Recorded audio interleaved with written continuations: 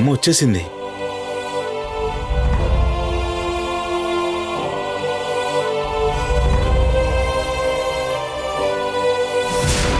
వచ్చేసారా? మయూరాంశ కాలచక్రాన్ని తీసుకొచ్చారా? ఇక్కడ ఉండాల్సిన 2 కాలచక్రాల్లో ఒకటి ఇక్కడ ఉంది, ఇంకొకటి ఎక్కడ? నందిని వచ్చి తీసుకెళ్ళిందమ్మా.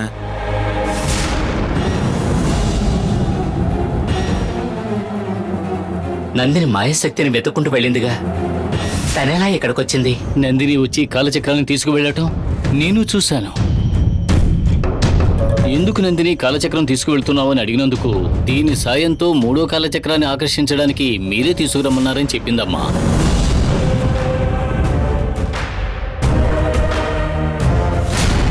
నేనెప్పుడు చెప్పాను?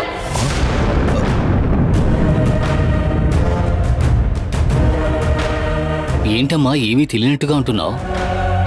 మీరు అర్థం చేసుకోకుండా వాకండి. నేను ఇక్కడికి రానేలేదు.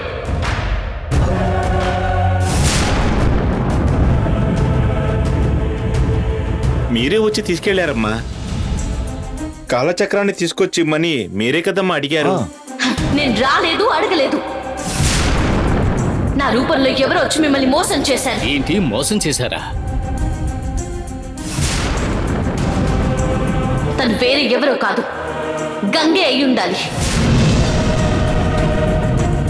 నేను అరుణ్ మీద పగ తీర్చుకుంటాను అన్నందుకు గంగ నేను లేని సమయంలో ఇక్కడికి వచ్చి కాలచక్రాన్ని తీసుకుపోయింది. గంగ ఆ విధంగా చేయదు, నువ్వు తనని అనుమానించొద్దు. తన భర్త కోసం ఏమైనా చేస్తానని చెప్పిన వ్యక్తే కదా, తప్పకుండా తనే చేసుంటుంది. నేను ఇప్పుడే వెళ్ళి గంగని కలిసి తను చేసింది న్యాయమా అని అడిగి కాలచక్రం తీసుకొస్తాను. నందిని, నువ్వు వెళ్ళొద్దు, నేను వెళతాను. కాలచక్రం తన దగ్గర ఉంటే నేను అడిగి తీసుకొస్తాను.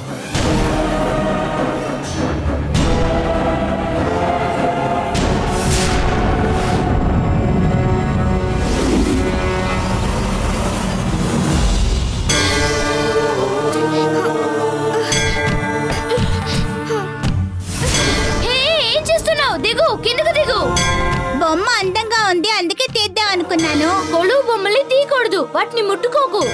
పూజ మొదలు పెట్టడానికి ఇంకా టైం ఉంది. అంతవరకు ఏమైనా ఆట ఆడుకుందామా? ఆడుకొని బోర్ కొడుతుంది. మనకి మ్యూజిక్ మిస్ నేర్పించిన ప్రార్థన చేద్దామా? ఓ అలాగే పాడదాం. Ready start.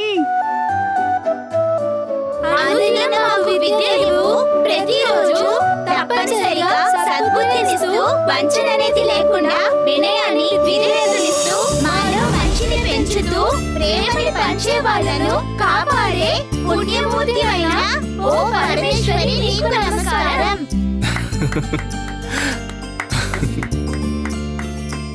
పర్వాలేదే, మీరు ప్రార్థన చాలా బాగా చేస్తున్నారే.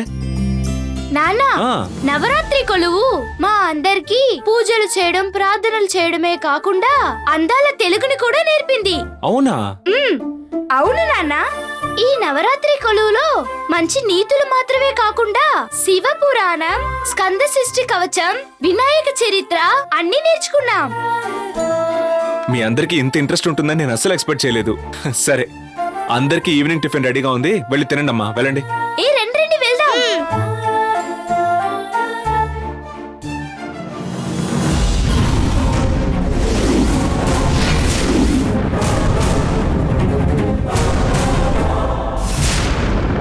అరుణ్,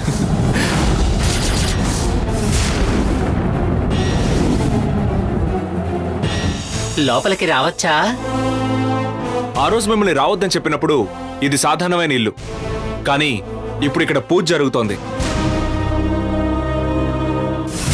ఇప్పుడు నేను మిమ్మల్ని రావద్దని చెప్పలేను. రండి.